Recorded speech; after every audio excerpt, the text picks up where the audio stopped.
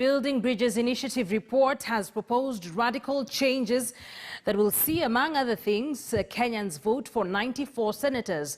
The report proposes that the current number of counties standing at 47 be maintained. And as our reporter Jeff Kirui now tells us, each county will elect 2 senators and funds going to the counties will now go up from 15% to 35%. Asante.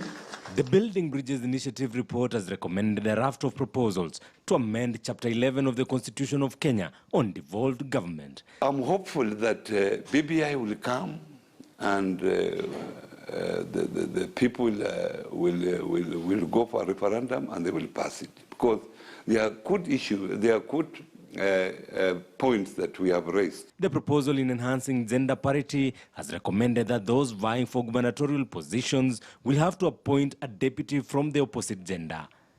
And with the county's constant complaints of inadequate resources, the report proposes that county allocation will be increased from the current 15% to 35% of the most recent audited accounts of revenue. If that is done, more money is given to devolution.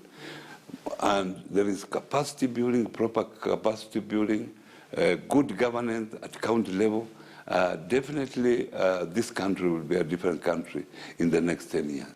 From the 35% to counties, wards will receive 5% of it through a proposed ward development fund. This means that if implemented using the current 316 billion shillings to counties, the shareable amount to the 1,450 wards in Kenya would be 15.8 billion shillings. Honorable Senators, Mr. Speaker. The Senate, which also constitutes the oversight body of county governments, has been tinkered with. BBI proposing election of 2 senators per county, 1 male and 1 female, bringing total number of elected senators to 94. One of the recommendations is full gender parity in the Senate. There are recommendations for gender inclusivity, the 1/3 rule, both in the National Assembly and in the county wards.